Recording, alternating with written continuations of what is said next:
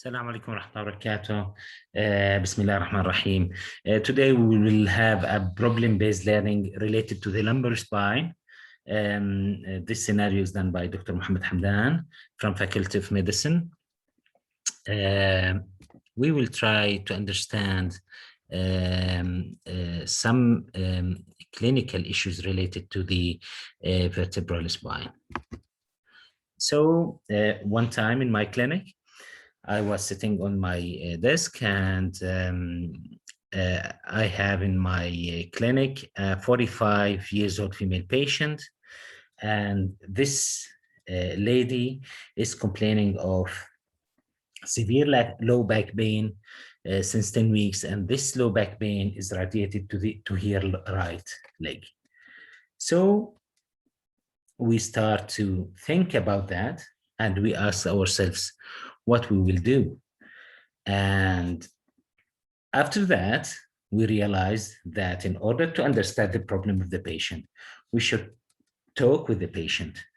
In clinical life, to talk with the patient is important, and the most important part of that talk is to take a good detailed history from the patient. And from the history of that patient, we noticed that the pain increases with cough, and it is associated with decreased sensation on the dorsal aspect of her foot and on the medial shin of the leg. I mean, both right foot and right medial shin. And really, it had a difficulty lifting the front part of the foot while she is walking.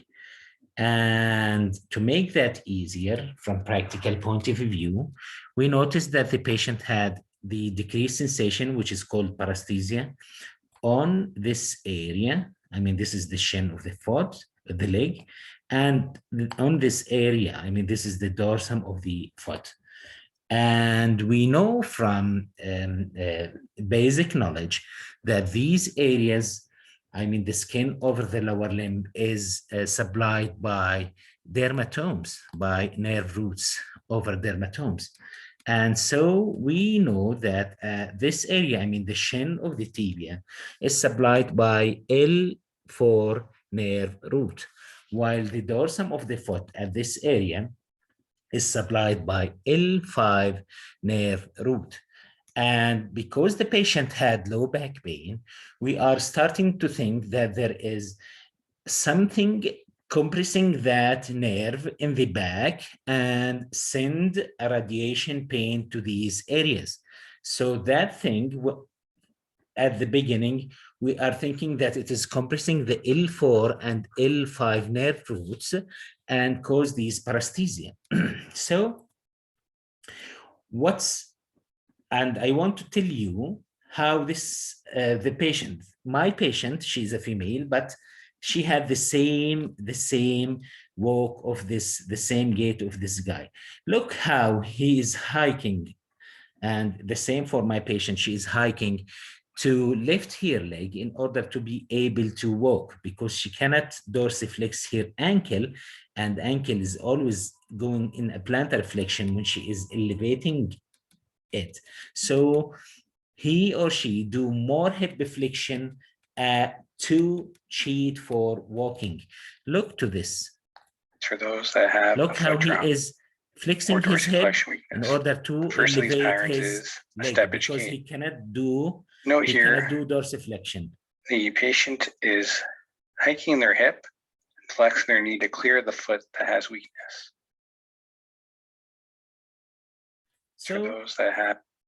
So what should we do next? Now we should transfer from taking just only history to examining the patient.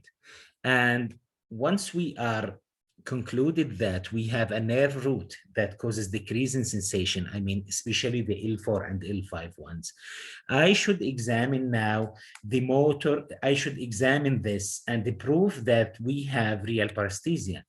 It's not enough that the patient tell you that I have a decreased sensation. You should prove that with a physical exam means. So when we examine for nerve roots, because we are thinking that it is disrupted or there is something wrong with them, we should examine three things to know which nerve root is affected. And to prove that, we should examine the sensory tract. And so we do sensory examination. We should examine the motor tracts, spinal tracts, and so on, the motor supply of the nerve. And so we should examine the muscle powers, and we should examine the reflexes. If we think about L4 and L5, we will examine the sensory part using a cotton piece or cotton swab and a needle, because these are two different pain sensations. And how to examine that? We go to the dorsum of the foot, I mean this area, using that cotton, and examine it on the right side, which is the abnormal one, and examine the same area of the foot on the left side. And if there is a decreased sensation on the right side, it means that this area is really affected. We will ask the patient, do you have the same sensation of cotton on the right and left? He will tell you, no, I can feel it lightly, or I can feel nothing on the right, but I cannot feel it well on the left side. And so I know that L4 root is affected, and the same for L5. And I say the same I do with the needle prick. I mean, this needle is not that much sharp, but it's do pricking. And then I transfer from proving the sensation issues with cotton swabs or cotton pieces to examining the power of the muscles. And I know that L4 root is important for extending the knee and extending the ankle.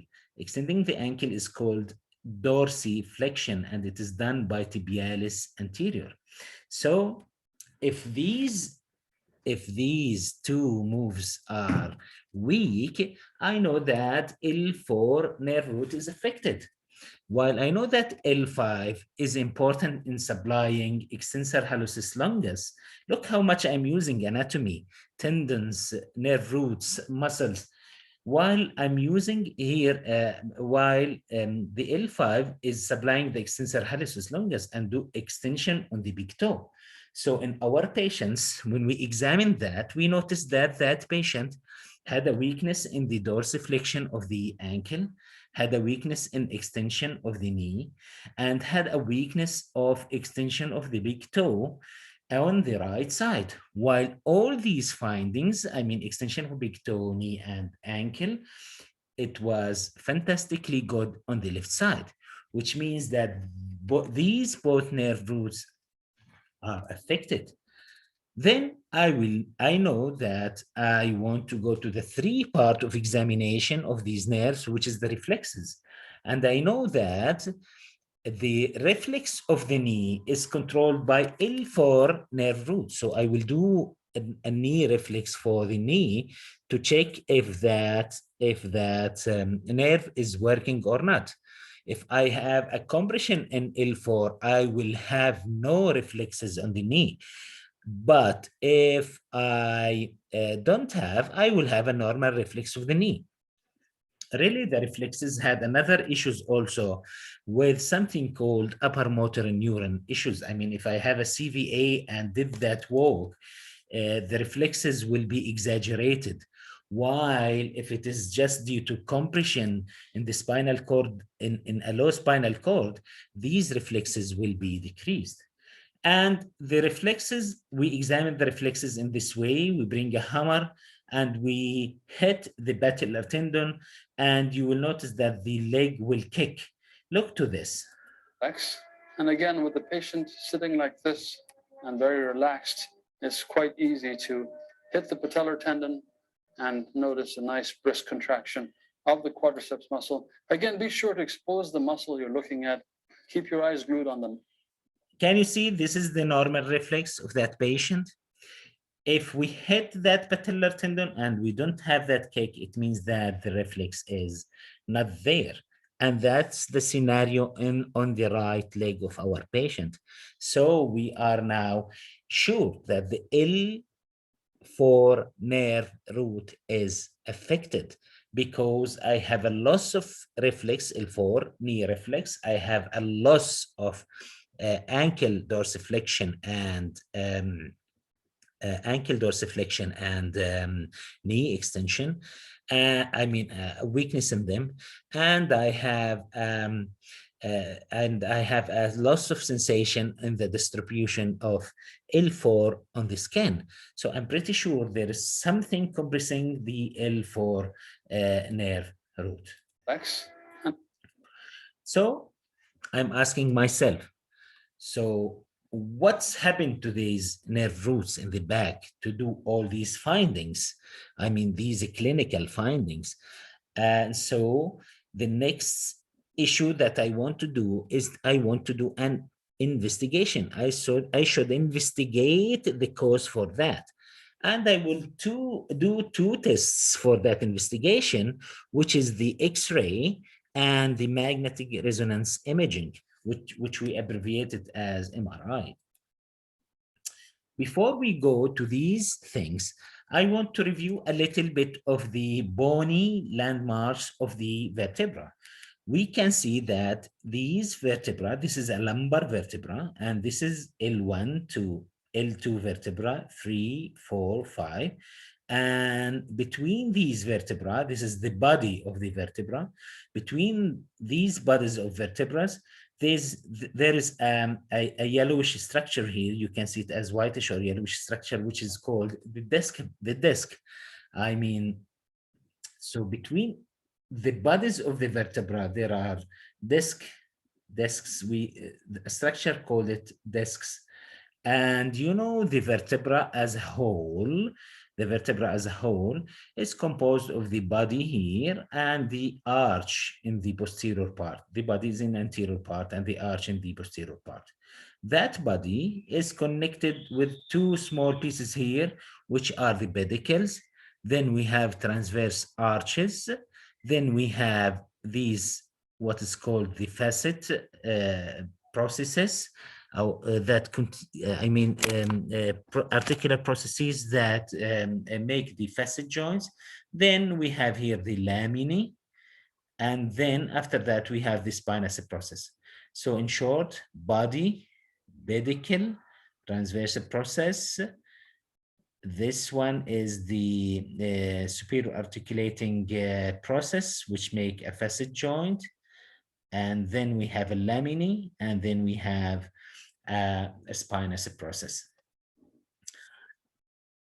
This is the lateral profile of the spine, and you can notice here some circles, which are the foraminae, that the nerves goes out from them.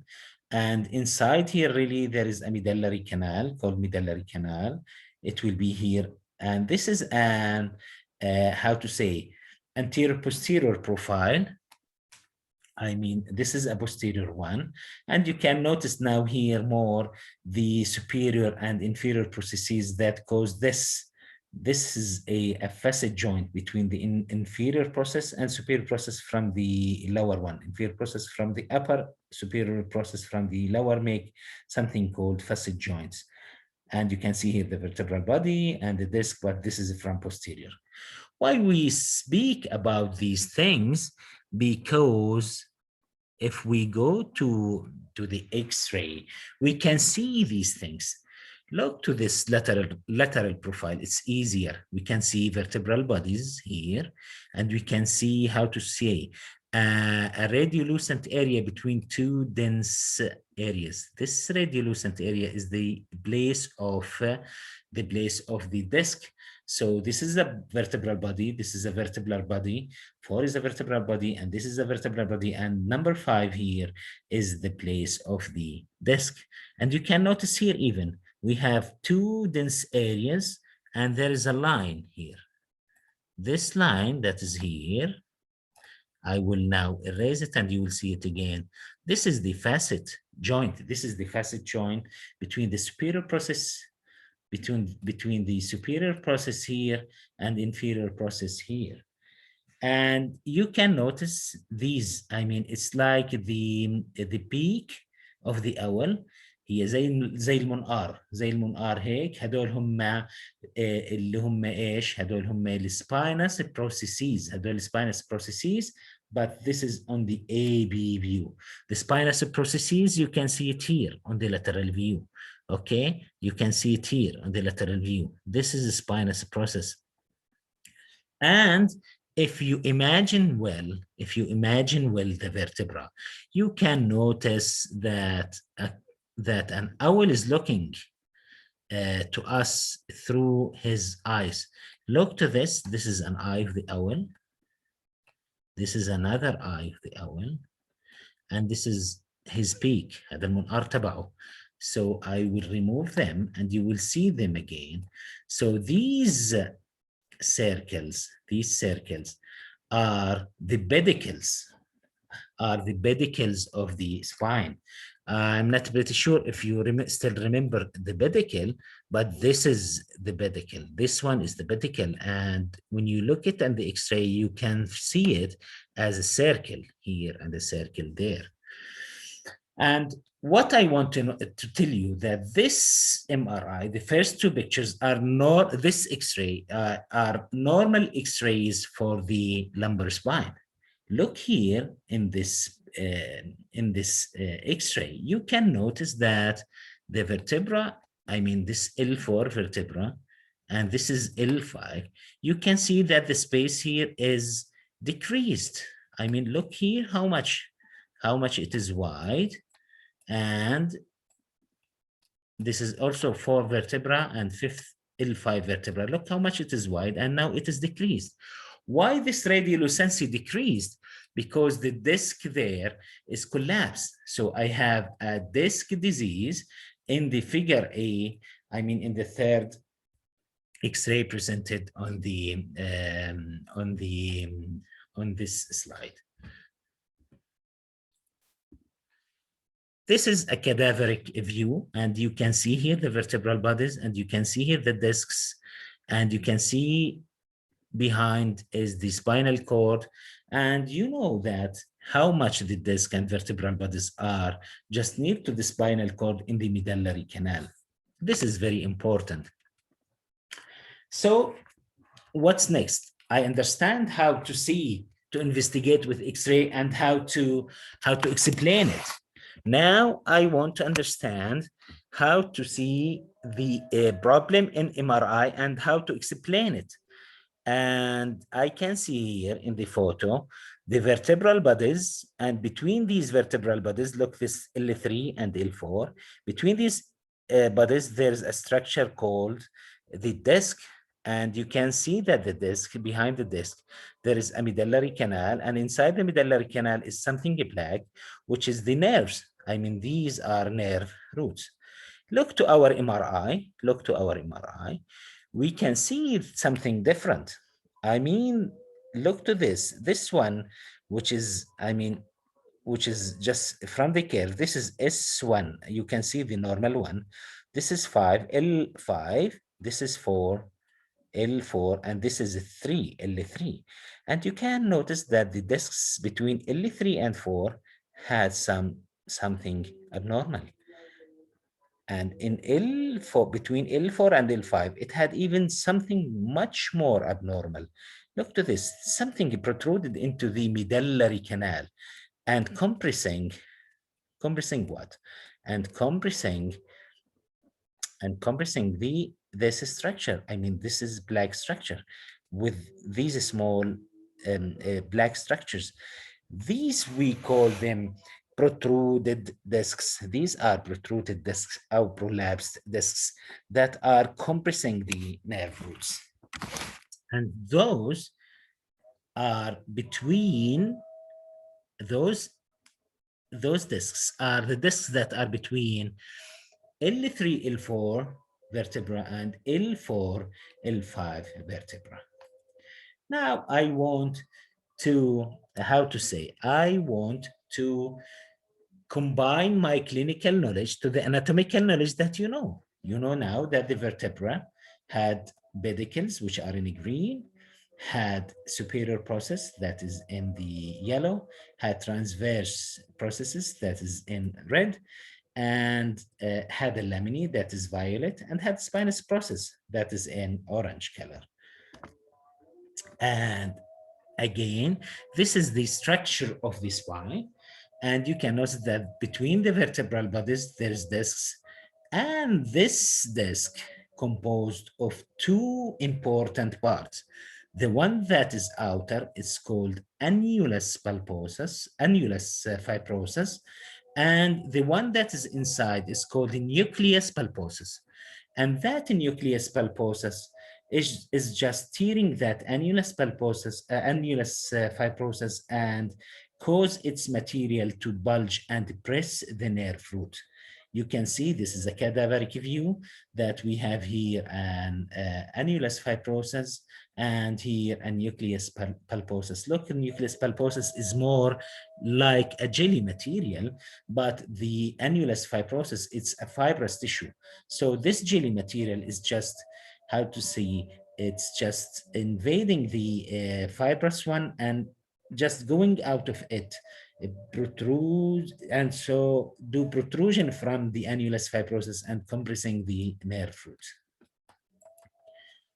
So what we should know also from anatomy that there is a relationship between the nerve roots and the laminae.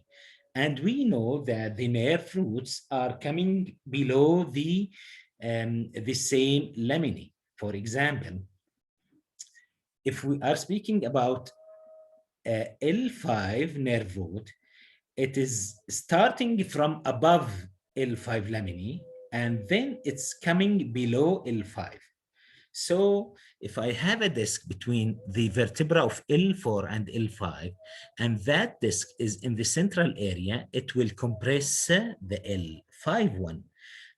And it will not compress the L4 because L4 is just coming below the L4 laminae. So it is not reaching to the L4-5 disc. So I mean the disc, if it is central one, or I mean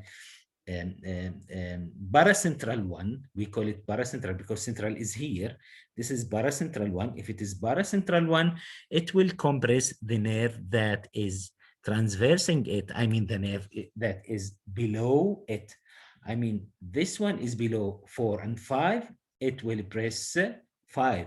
The nerve between 3 and 4, it will press the nerve root of L4, and it will give findings. So this is my question for you. The disc between L5 and S1, which nerve root that will compress? Every one of us knows now, if that disc is a paracentral one, it will compress the S1 nerve root. But if I have a disc, this is all the whole disc, you mean the white one, the white that is bordered with the black. But if we have a disc propulsion at this area, we call this far lateral disc. So if I have a disc in a far lateral way, if I have L4-5 disc, but it is a far lateral one, it will compress the same nerve root. So if it is between L4-5, it will compress L4. Let's make things much easier. That makes things easier. I mean, if it is paracentral disc, it will compress the nerve root below it. If it is far lateral like this, it will compress the nerve root that of the same level. I mean, if we are in L4, L5 disc, so if it is far lateral, it will compress L4. If it is paracentral, it will compress L5. And this is how we applied the anatomy to the findings. So in our case, we have, this is L3, L4, L5, and we can see that we have two discs, one between L3 and L4, and this is a paracentral one, and it will compress which nerve root? It will compress L4 nerve root. And this one is between L4 and L5, and it will compress L5 nerve root. And now we know why our patient had this loss of sensation, this muscle weakness, that gait, which we call it a drop foot gait or high steppage gait. And we know the cause of that. And we even know the cause of low back pain, because I have two discs between L3 and 4. This is the first disc, and L4, L5, this is the second disc. So in summary, I mean, we concluded that L4 root was giving me the dorsiflexion of the ankle and the version using tibialis anterior, because supplies tibialis anterior, and decreased reflex because L4 is compressed. We have decreased reflex because the knee reflex is controlled by L4 nerve root, and we have decreased sensation on the L4 distribution area, which is mainly on the shin of the tibia and on the medial side maybe of the foot. And the same for L5. We lost the extension of big toe motor-wise. And we lost the sensation over the dorsum of the foot. And really, L5 does not give any reflexes. So we cannot test L5 root with reflexes. So my diagnosis at the end is L4, L5 disc prolapse that affecting L4 nerve root, and L4, L5 disc prolapse that affecting L5 nerve root. So what can doctors do? Really, doctors can do a lot by, by removing this disc that compressing that nerve. And this process is called discectomy. And it has many ways to do this, but we go through these incisions, through these bones, reaching to the disc, removing the disc material, which is the nucleus pulposus that is protruded. And so we remove that part of the disc that is compressing the nerve roots. The second part of this lecture will be speaking about, we will talk about the anatomy-related conditions. You can see here that we have a spine, and you can see here the vertebra. I mean, this is L5 vertebra. It's just sliding over the S1 vertebra. This situation is called spondylolisthesis, spondylolisthesis. And you can see here in the X-ray, we can see here the vertebral bodies. And if we draw a line here and a line here, we can see that this vertebra is just going more anterior than this vertebra. And this is called spondylolisthesis, okay? Why the spondylolisthesis happens? It happens because of a defect in an area called pars interarticularis. What is pars interarticularis? It's the area, at this view, it is the area between the pedicle and the lamina. And at this view, it's the area between the superior process that make a facet above and the inferior process that make a facet joint below. So this is the pars articularis. When we have a defect in this, here and there, this vertebra will slide over the vertebra below it. If it is just a fracture without sliding, if we have a defect without sliding, we call this condition spondylolysis. But if we have a sliding of vertebra above over the vertebra below, we call this condition spondylolisthesis. This is also again an area of pars interarticularis. And if we look at it, we can see it as a dog, really a Scotty dog. This is called a Scotty dog. So we call this sign a Scotty dog appearance. And you can see that his neck is the pars interarticularis area. And it's like this only. And if we have a fracture in the neck of that dog, we call it pars interarticularis defect. So pars interarticularis defect will look on X-ray like a defect in the neck of the Scotty dog. So his neck will be longer on X-rays. You can see here that this is This is the Scotty dog. Okay, and this is his leg, and even he had an eye here. I will remove this, and you can notice the Scotty dog now. And you can see here that the Scotty dog, this is the head of Scotty dog, this is the eye, but the neck of Scotty dog here is very tall. I mean, we have a defect, and this is the legs of the Scotty dog. Now I will remove this. You can see the defect in the neck now. You can see the head now, and you can see the body now. So this is a defect in pars interarticularis. And because the vertebra is not sliding, we call this condition spondylolysis. But if the vertebra slides, we will call this spondylolisthesis. The last issue that we apply anatomy, we have a lot of application of anatomy really in our lives, but I choose some of the most important topics really. The other issue is the, the vertebral fracture. Here, this is a thoracic vertebra, and these are the lumbar vertebra.